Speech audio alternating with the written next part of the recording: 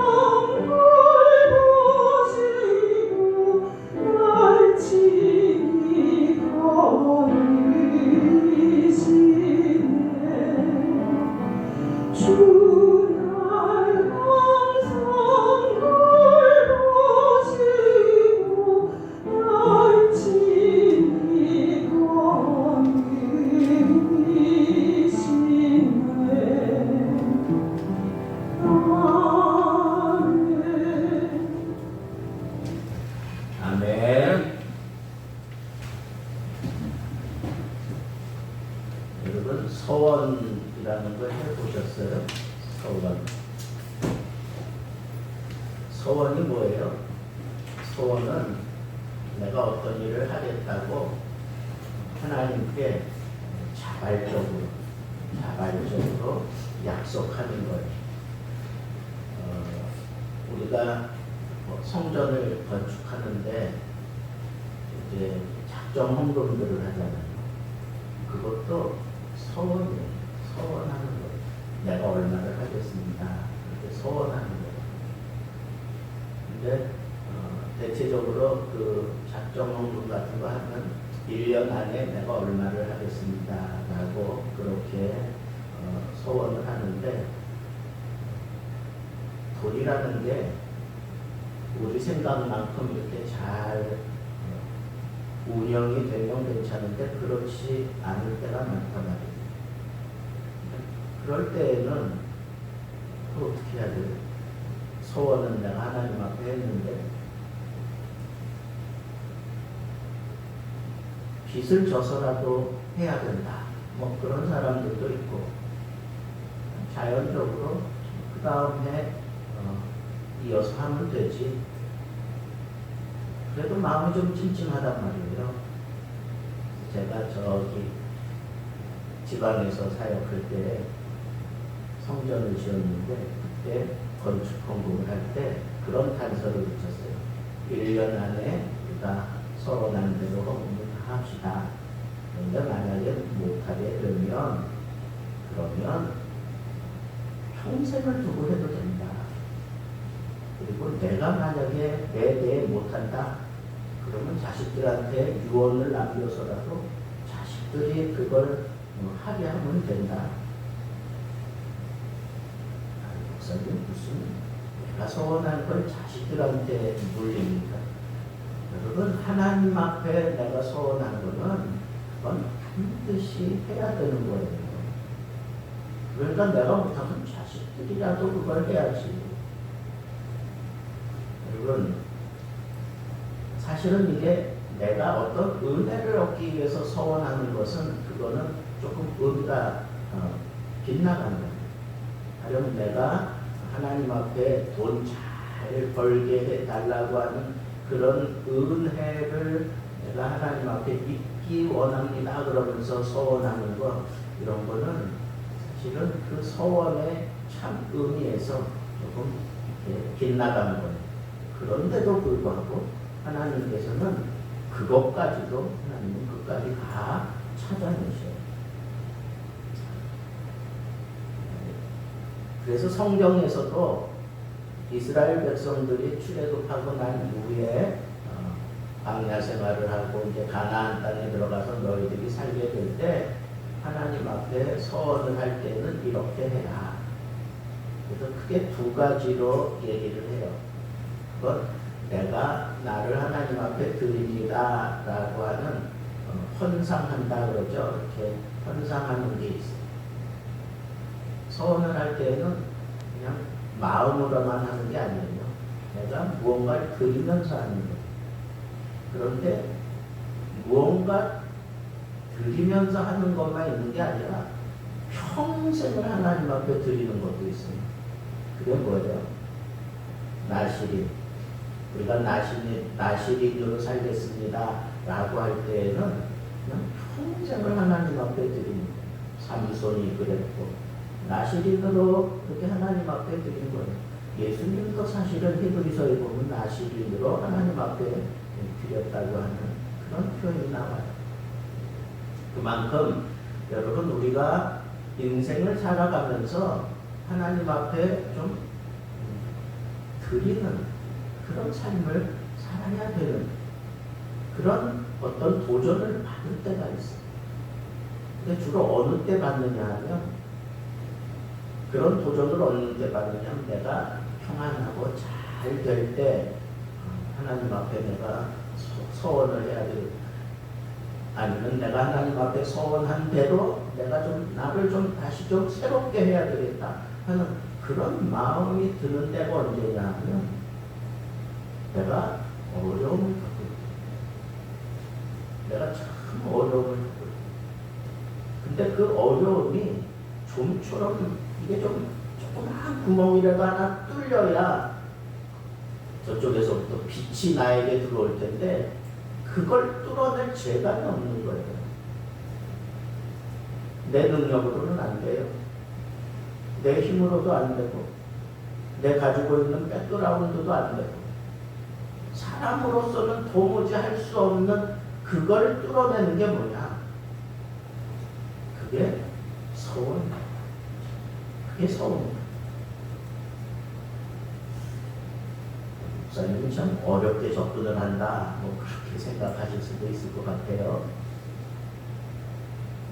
그런데요,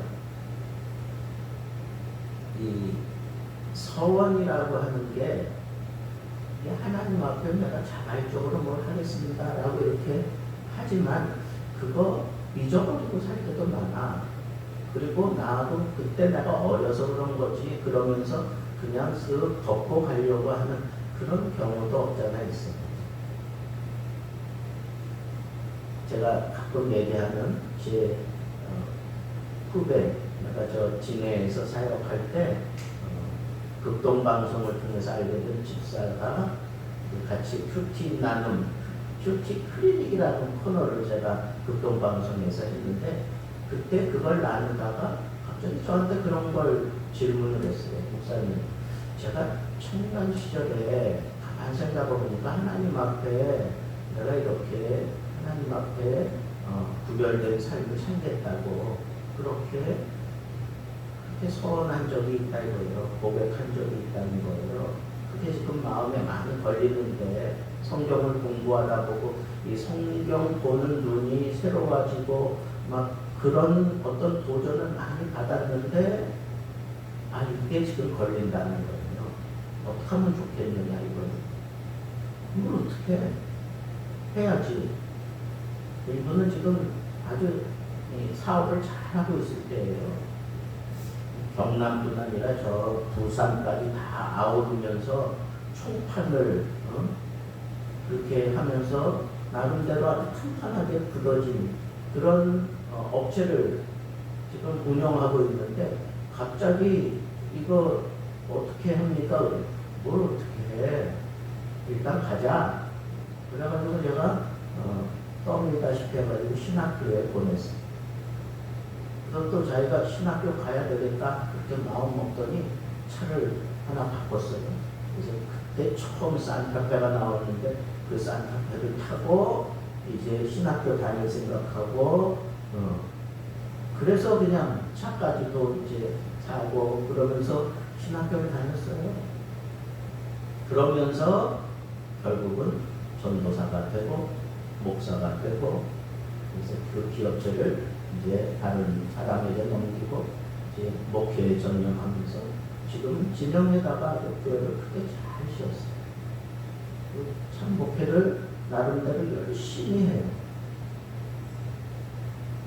여러분 힘들어해요. 그냥 교회를 짓고 났고 물질적으로 어렵구나 이러면서 그러면서도 뭔가 또 어떤 길이 열리면 그거 붙잡고 씨름하고 막 지금 그러고 있는데 제가 볼 때는 힘들어하지만 그 속에 제가 예전에 보지 못했던 기쁨이 있어요. 평안함이 있어요. 그리고 여유가 있어요. 넉넉함이 있어요. 하나님 앞에 서원은 토해내야 돼요.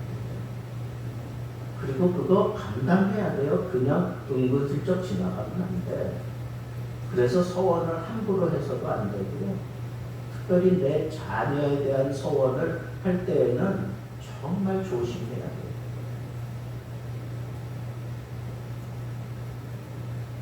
가끔 이 자녀를 가지고 서원하는 그런 성경의 인물들이 있어요. 갈렙이라고 하는 우리가 잘 아는 믿음에 아주 투철했던 그런 인물이 있잖아요. 근데 그가 이제 자기에게 주어진 땅이 아주 이 높은 산지고 그리고 거기가 이 거인들이 살던 산지인데다 거인까지 난공불락의 요새예요. 그거는 보통 힘으로는 되는 게 아니다 싶으니까 이 갈렙이 자기 딸을 걸고 기랴세벨을 점령하는 자에게 주겠다고 그렇게 약속을 해요. 서원을 한 거죠. 그때 사사 온니엘이 그 기랴세벨을 점령을 해요. 그리고 약속한 대로 그 딸을 자기 아내로 맞이해요. 이건 좋은 결과예요. 그죠? 그래서 이 악사인데 그 딸이 악사가 이제 시집가면서 아버지하고 이렇게 눈을 마주치다가 안 되겠다 싶어가지고는 말에서 내리는 거예요. 나귀에서 내리는. 그러니까 갈렙이 물어요. 내가 무엇을 원하느냐? 내가 너한테 뭘 해주면 좋겠니? 뭐 이런 의미겠죠. 그랬더니 박사가 그렇게 대답해요. 내게 복을 주소서. 한번 따라해 봅시다. 내게 복을 주소서. 여러분 이렇게 당당하게 얘기할 수 있는 그 근거가 뭐예요? 자기를 아버지인 딸 나를 하나님 앞에 제물로 드린 것과 같아요. 서원하면서 드린 거예요. 그러니까 내가 하나님 앞에 드려진 그런 제물로서 나는 당당하게 하나님 앞에 요구할 수 있다는 거예요. 누구를 통해서? 아버지를 통해서. 그러니까 그 아버지에게 밭을 달라 그래요. 그리고 샘을 달라 그래요. 샘물도 내게 주십시오. 이렇게 얘기해요. 그러니까 갈렙이 기쁜 마음, 윗샘과 아랫샘 다 너에게 주겠다. 당당하게 악사가 그렇게 해가지고 챙겨가지고 가는 모습을 봐요. 여러분, 이게 서원의 복이, 서원의 축복이에요. 서원하는 자가 누리는 축복이에요. 자기 아버지에게 당당하게 달라 그러는 거예요. 반대로 입다라고 하는 사가가 있었어요. 입다. 기억나세요? 입다가 이 암몬과의 전쟁을 하게 되는데 이 암몬과의 전쟁이 얘기하자면 길어요. 근데 어쨌거나 이 암몬과의 전쟁을 자기가 승리로 이끌기 위해서 하나님 앞에 그렇게 서원을 해요. 뭐라고 서원을 하느냐 하면 내가 이제 승리하고 돌아오는 그때 제일 먼저 나를 맞이하는 그 사람을 내가 번제로 드리겠다. 승리를 확신하는 거예요. 하나님의 영이 그에게 임했어요. 그러니까 하나님 앞에 기도하면서 그렇게 서원을 한 거예요. 뭐라고 서원했어요? 내가 승리하고 돌아갈 때 처음으로 문을 열고 나를 맞이하는 사람을 내가 잡아서 하나님 앞에 소원 제물로 드리겠다. 번제로 드리겠다. 잘못된 거죠. 사람을 대상으로 번제물로 드리겠다고 하는 것 자체가 잘못된 거죠. 자기 생각에는 자기에게 속해 있는 그런 하인이나 이런 사람들이 올 것이라고 생각을 했던 것 같아요. 아니면 내가 승리하고 돌아오는 것을 간절하게 기다렸던 그 사람이라고 생각했던 것 같아요. 그래도 그렇게 하면 안 되는데 잘못한 거예요. 그죠? 잘못한 거예요. 그런데 누가 제일 먼저 맞이하러 나와요? 자기 딸이 맞이하러 나와. 자기 딸이. 난감해졌잖아요. 이거 어떻게 해야 돼요? 이거 어떻게 해야 돼요? 근데 입다는 자기에게 이렇게 큰 승리를 준 하나님을 거부할 수가 없는 거예요. 내가 이렇게 소원했는데 내가 이거 경계할 수 없다. 그래도 딸도 참 대단해요. 하나님의 뜻이라면, 이게 하나님의 뜻이라면 내가 기꺼이 들려지겠다는 거예요. 대신 나에게 2달만 기한을 하고 그리고는 산에 올라가서 그냥 펑펑 울어대는 거예요. 그게 이스라엘의 반습이 된 거예요. 여러분, 여기서 우리는 2가지를 생각할 수 있어요. 첫째는 서원이라고 하는 건 이건 반드시 지켜야만 되는 거예요. 반드시 지켜야 됩니다. 둘째는 서원은 함부로 해서는 안 된다. 그리고 내 자녀나 내 내가 이렇게 편안하게 이렇게 운용할 수 있는 그런 것 가지고 할 때에도 정말 신중하게 생각하고 해야 되는 거구나. 얼마든지 잘못할 수도 있구나. 하나님의 영이 임한 사람이 왜 이런 잘못을 저질러요? 그만큼 어렵다는 거예요. 소원이 자기 욕심 때문에 그런 소원을 할 때도 많고 그 순간에 어떤 그 감정을 가지고 소원을 하게 되는 경우도 많다는 거예요.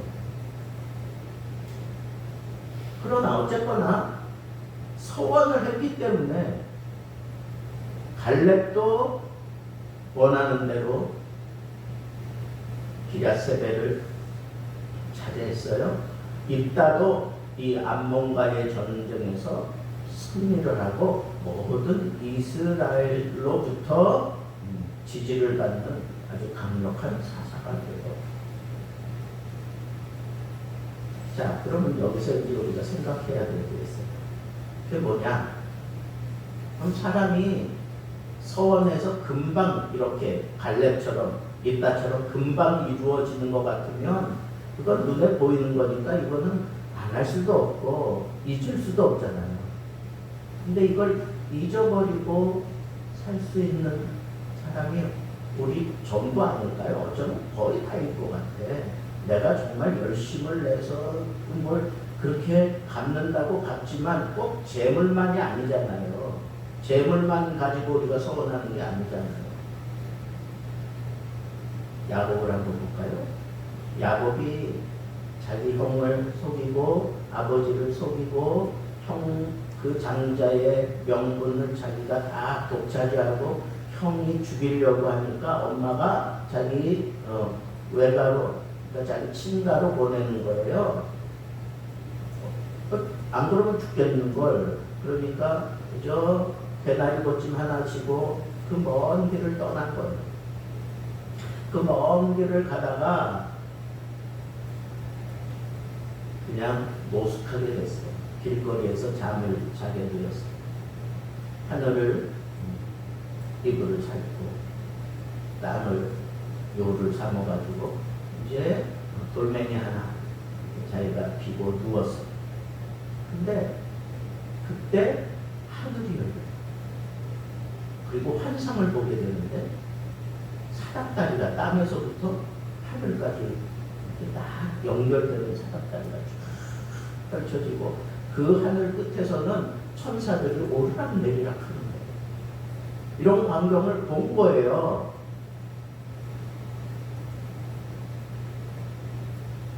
정말 지치고 힘들고 그리고 참 이거 앞으로 내 인생 어떡하지 뭐 이런 생각을 하고 있었을 거예요.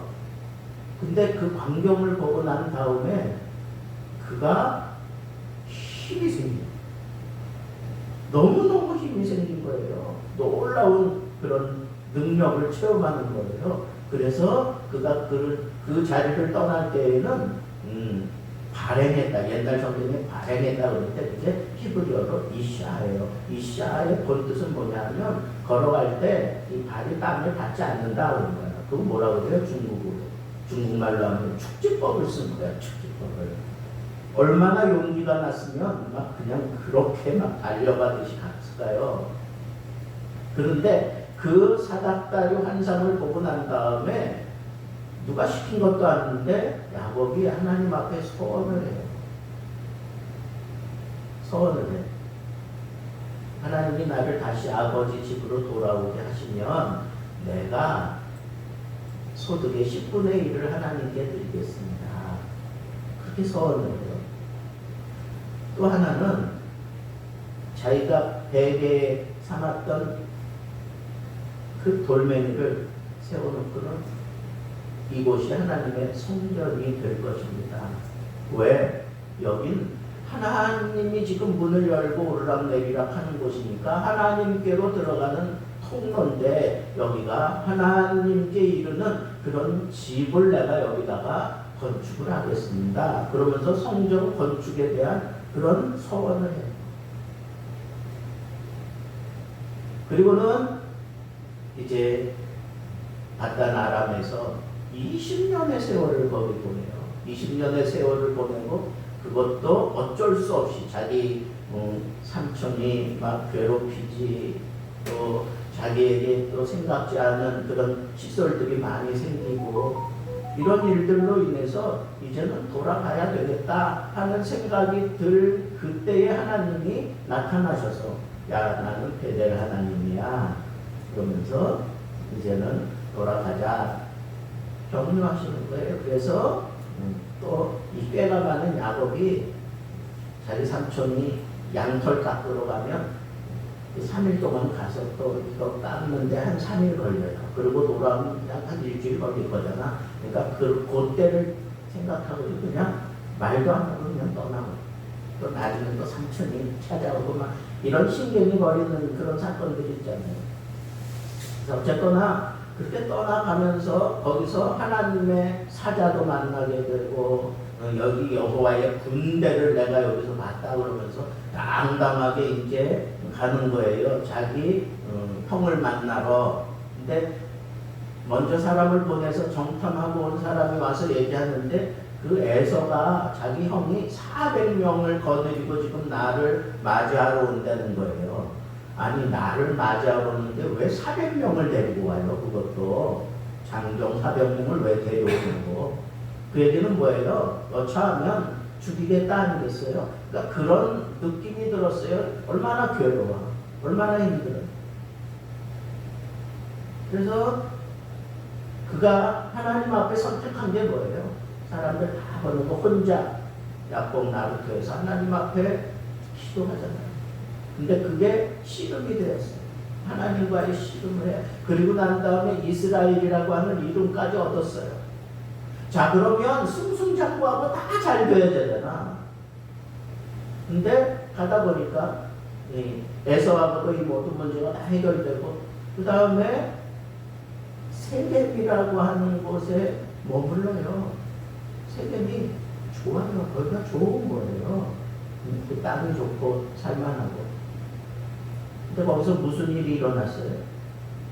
자기 딸 디나가 그 성을 그 뭐라 그래요? 한번 그냥 아이 쇼핑 하듯이 한번 이렇게 돌아보겠다고 돌아보다가 그 미모 때문에 그 세겜성 추장의 아들이 덮친 거예요.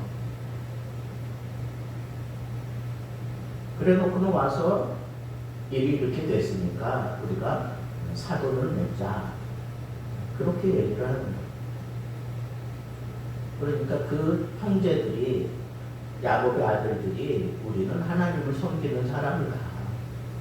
정말 너희가 우리와 함께 가족이 되려고 하면 할례를 받아야 된다. 청년들이 다 할례를 받고 누워있어요. 그 성사람들이 다. 그때 이 나이에 이 오레비들이 가가지고 어떻게 했어요? 싹 죽여버렸어요. 이건 천인 공노할 얘기예요. 이거는 말도 안 되는 일이라고. 그 시대 사람들은 그거 천인 공노할 일이라고 생각 안 했을까요? 했어요. 그러니까 사실은 그 사면 고을이 지금 어떻게 하나 보자 그러고 다 주시하고 있을 때예요. 얼마나 두렵겠어요. 그때는 뭐 나그네 보호법 이런 것도 없었고, 그리고 자기가 뭐 재물을 가지고 있었고 뭐 식솔들이 좀 있었지만 그래도 두려운 거예요. 그런 잘못을 저질러 놨습니다. 근데 그때 이 두려움에 떨고 있는 정말 자기의 어떤 이 막막한 벽이 딱 세워진 걸 보고 이걸 어떻게 하지? 그러고 있을 때 하나님이 야곱에게 나타나서 얘기하는 거예요. 야곱에게 얘기해요. 뭐라고 얘기했는지 아세요? 너 나를 만났던, 네가 고향집을 떠나 나를 만났던 그 베델로 올라가라. 거기서 거주하며 내 형 에서의 낯을 피하여 도망하던 때에 내게 나타났던 하나님께 거기서 뭐 하라고? 제단을 쌓아라. 서원했잖아요. 서원. 그렇게 하겠다고 서원을 했다고. 근데 지금 20년이 지나고 돌아올 때, 그래 까먹었어, 괜찮아, 20년 돌아올 때 여호와의 군대로 만나게 해. 에서와의 갈등도 하나님의 은혜로 그걸 풀어내. 그리고 하나님을 만나서 씨름하면서 복을 받아요. 이름까지 계명이 됐어요. 이런 놀라운 은혜를 경험했으면서도 불구하고 그가 이런 심각한 어려움에 봉착하게 되었단 말이에요. 왜? 소원을 갖지 않아서. 소원을 하나님은 기다리시고, 나는 그 삼촌 집에 있을 때도 나는 베델 하나님이야 그러면서 그렇게 밝히신 건 뭐예요? 베델로 와서 너 약속한 대로 그거 해놔라 그런 얘기예요. 그렇지 않겠어요?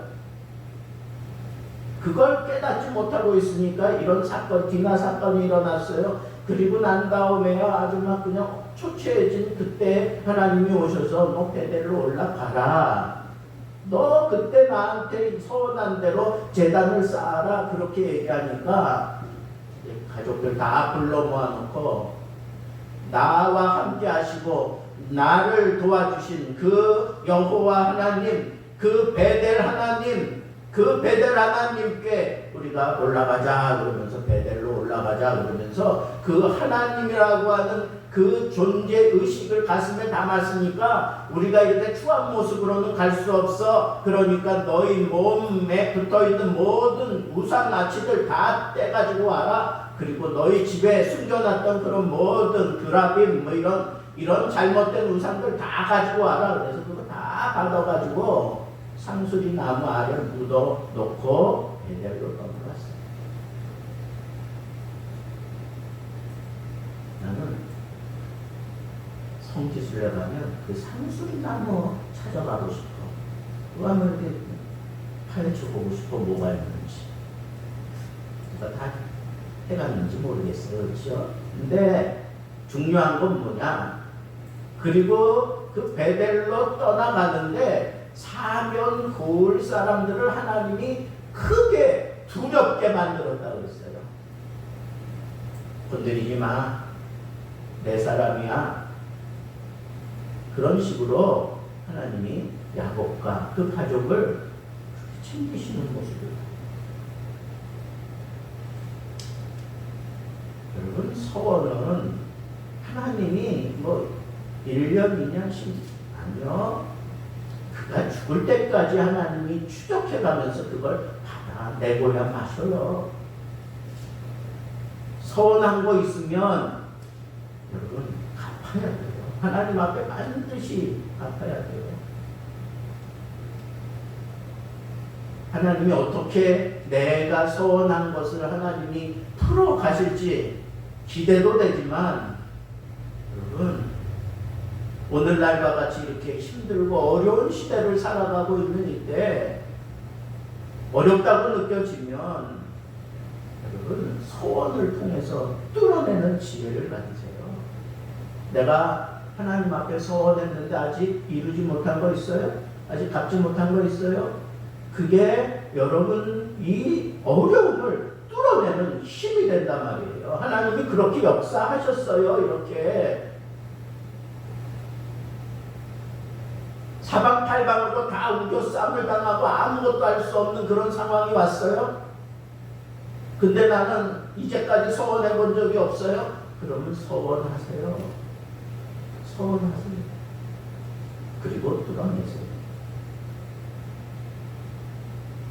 오늘 우리가 읽은 본문 말씀은 사도 바울이 지금 이 18장은 상당히 아주 많은 사건들이 거기 일어나고 있습니다.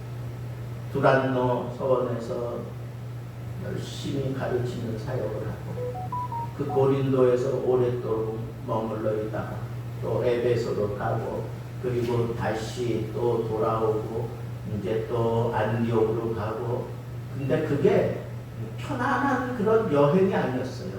가는 곳마다 바로 위에도 우리가 읽은 바로 위에도 총독이 바울의 편을 들어줬기 때문에 그 유대인들이 막 심각하게 조여올 때 그렇게 건져주셔요. 여러 가지 심각하고 어려운 그런 복음 행전을 하고 있었어요.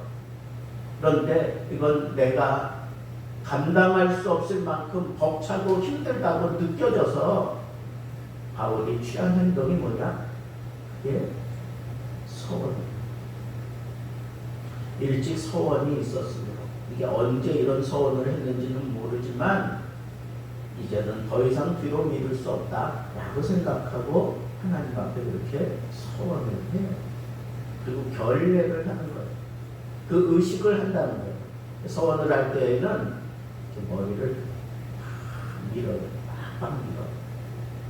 그리고 그 기간이 있어요. 그 기간 동안 다시 잘 안 하면 이제 끝날 때 그거 다시 밀고 하나님 앞에 나는 이제 소원하는 사람이다. 아주 그렇게 대놓고 유대인들 이제부터 나 괴롭게 하지 말아라. 뭐 이제 이런 어떤 사인도 되겠지만 왜 그때 이 갱그리아에서 이 고린도하고 가까운 지역이에요. 여기서 왜 이 항구에서 사도 바울이 이렇게 소원을 했을까? 학자들 간에 여러 사람들이 많은 얘기들을 했어요. 근데 거기서 몇 가지 우리가 이제 생각을 하면 그 신약의 아주 정통한 신학자인 F.F. 브루스라고 하는 신학자가 있어요. 저는 이 사도행전을 강의할 때 항상 이 F.F. 브루스의 이 역사적인 그런 시각을 아주 중요하게 생각하고 강의를 했어요. 근데 이분은 고린도에서의 선교 사역과 관련된 어떤 목적을 위해서 이렇게 했을 거다. 여러분 고린도가 어떤 데예요?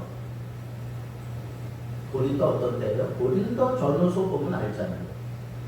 뭐 굉장한 어떤 영적인 은사들도 많고 막 그렇지만 거기에 아주 심각한 육적인 그런 모습들도 거기 함께 있었단 말이에요. 그러니까 이거 좀처럼 내가 영적인 순결함을 지키기 힘들고 어려운 지역이 고린도 지역이다 라고 하는 것을 우리가 추론해 볼 수 있어서 F.F. 브루스는 그것 때문에 했을 거다.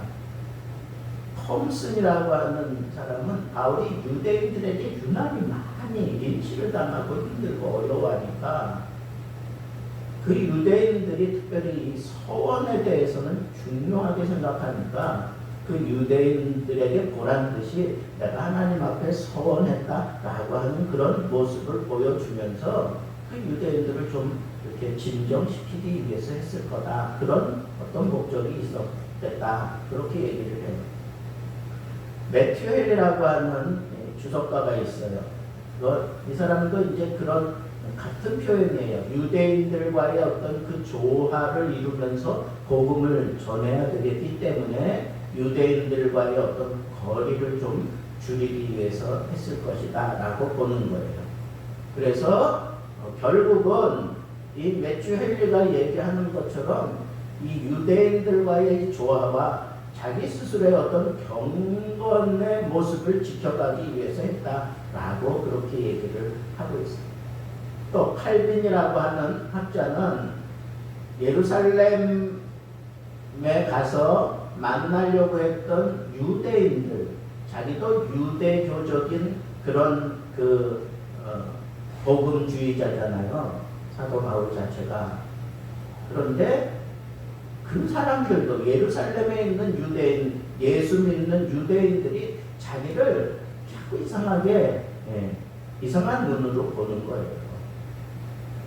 그래서 그걸 풀기 위해서 15장에는 그 예루살렘 공의회에 사도 바울이 참여해서 거기서 어떤 그 심판받듯이 심판받고 그리고 격려하고 인정받는 그런 모습도 우리는 잘 알고 있잖아요. 그런데 이런 모든 것들을 다 종합해 놓고 볼 때 그가 경건을 위해서든 아니면 유대인들과의 갈등을 해소하기 위해서든 그리고 하나님 앞에서 내가 하나님 앞에 서원한 대로 이 복음 사역이 정말 거침없이 막 이루어져 가고 그리고 20장에 가면 사도 바울이 심각한 어려움에 봉착할 것이라고 지금 이런 선지자들도 나타나서 얘기하는데 사도 바울도 잘 알잖아요. 왜 울어서 내 마음을 괴롭게 하느냐. 내가 가다가 거기서 죽는 한이 있어도 나는 그칠 수 없다 그러면서 그렇게 가잖아요. 이런 앞뒤의 상황과 그 심각한 어떤 그 문제에 봉착해 있다라고 생각할 수 있는 그런 요소가 뭐냐 하면 지금 사도 바울이 만나고 대면하고 있는 이 모든 문제들이 결코 정결하지 않다는 거예요. 결코 정결하지 않다는 거야. 사람들을 만날 때에도 이 세상의 더러운 모습으로 자기를 만나게 되고, 그 다음에 유대인들도 율법적이기는 하지만 하나님의 뜻하고는 상관없는 모습으로 자기를 괴롭게 하고, 그리고 세상 사람들 복음을 전할 때 그네들을 위해서 어떤 접촉점을 찾으려면 그들에게 다가가야 되는데, 그들의 모습이 너무 추하고 더럽고 너무 그 당시의 성적인 그런 잘못된 문화와 아니면 그 어떤 경기도 사람들을 죽여야만 끝나고 뭐 이런 모든 문화적인 그런 더러움에 휩싸이고, 이런 복음 사역이 정말 하나님의 뜻대로 이루어가기에는 내가 혼자 감안하기에는 너무 힘들고 어려우니까 하나님 앞에 서원한 거예요. 하나님, 나 끝까지 달려갈 텐데 하나님이 받을 만한 순결한 모습으로 나의 복음 사역하게 해주옵소서. 내가 지금 당하고 있는 이 엄청난 벽은 내가 어떻게 감당할 수가 없습니다. 하나님, 나는 지금 이렇게 사면 초가와 같은 그런 심각한 자리에 섰는데, 하나님, 이 문제 하나님이 해결해 주지 않으면 나는 빛 좋은 개살구가 될 수도 있습니다 하는 그런 어떤 심각한 위기가 그에게 찾아왔다고 보는 거예요. 그래서 그가 그 문제를 뚫기 위해서 하나님 앞에 소원을 시행합니다. 서운할 마음이 있었지만 그걸 시행할 수 있는 그런 여유가 없었어요. 그런데 더 이상은 뒤로 미룰 수 없다 하는 그런 생각이 들어서 무리하여서 과감하게 서원을 시행을 하는 거예요. 그리고 뚫어내는 거예요. 뚫렸어요. 그러니까 20장에서 여기서 사람들과의 만남, 예루살렘으로 가지 마라. 거기 가면 너 두 팔이 묶이고 이런 사람이 될 거다. 그러나 이겨내잖아요. 그걸 어찌게 풀어내잖아요. 이 때가 여러분들에게 찾아올 거다. 그러나 나는 두렵지 않다. 왜? 말씀이 여러분들을 다스릴 거. 주께서 여러분들을 다스릴 것을 내가 안다. 이렇게 당당하게 얘기할 수 있었던 건 이 서원과 무관하지 않나요? 그 시대 상황을. 여러분 어떻습니까? 지금 여러분들의 삶은 어때요? 나는 정말 하나님 앞에 영적으로 건강하게, 그리고 순결하게, 그리고 하나님 앞에 부끄러움 없는 모습으로, 수치스러움 없는 모습으로 살아가고 있다고 생각이 드십니까? 그렇게 살고자 원하지만 눈을 돌리는 곳마다 세상의 더러움이 나를 유혹하고, 세상의 그 더러움이 나를 막 덮어 씌우고 있는 그런 시대라고 생각되지는 않습니다. 내가 무언가 하나님을 위해서 달린다고는 하지만 너무 벅차고 힘들어서 그냥 주저앉아야만 되는 그런 상황이라고 생각되지 않습니까? 서원을 생각하세요. 하나님, 내가 주를 위해서 달려온 이 길이 내가 하나님 앞에 서원해야 될 때라면 하나님, 나 서원하겠습니다. 혹 내가 하나님 앞에 서원해 놓고 잊어버리고 있는 것 있다면 하나님 생각나게 하시고 그거 하나님 앞에 먼저 갖게 해 주옵소서. 그리고 하나님, 내가 정말 하나님을 위해서 드려진 삶을 살기를 원하는데 하나님, 세상은 너무 악하고 더럽습니다. 이겨낼 수 있도록 하나님, 내 시간을 드리고 내 전부를 드릴 텐데 하나님, 나를 좀 정결케 하옵소서. 쓰실 만하게 나를 좀 다듬어 주옵소서. 이런 소원이 필요한 때가 우리가 지금 살고 있는 시대입니다. 코로나 때문에 교회가 지금 무너져 가는데도 교회에서는 아무 얘기도 없어요. 큰 교회들이 좀 나서주면 좋은데 아무도 나서는 사람이 없습니다. 여러분 심각하게 느껴야 되는 거 아닙니까? 우리가 지금 살아가고 있는 이 시대, 악한 마귀가 우는 사자처럼 어찌하든지 믿는 사람들을 잡아 죽이려고 발악하고 있는 이때에 여러분, 내가 정말 믿음의 길을 온전하게 지켜가기 원한다면 뚫어내세요. 소원으로. 하나님의 영이 우리 22일 동안 기도하는 동안 우리에게 이런 감동을 주시리라고 저는 믿습니다. 그 감동이 올 때 여러분 소원하세요. 깊이 생각하고 하나님 앞에 소원하세요. 소원의 삶을 살겠다고 하나님 앞에 소원하세요. 그리고 갚지 못한 것 있다면, 소원에 대해서 아직 갚지 못한 것 있다면 하나님이 그거 찾아내고야 마신다고 하는 이 사실을 마음에 담고 그것부터 먼저 소원을 풀어내세요. 그러면 여러분들에게 길이 열립니다. 소원에 익숙하고 또 소원에 기쁨을 하는 하나님의 사람으로 살게 됩니다. 이 말세 지말에 흔들리지 않고 주의 길을 당당하게 걸어가며 복된 삶을 누리게 되기를 우리 주님의 이름으로 축복합니다.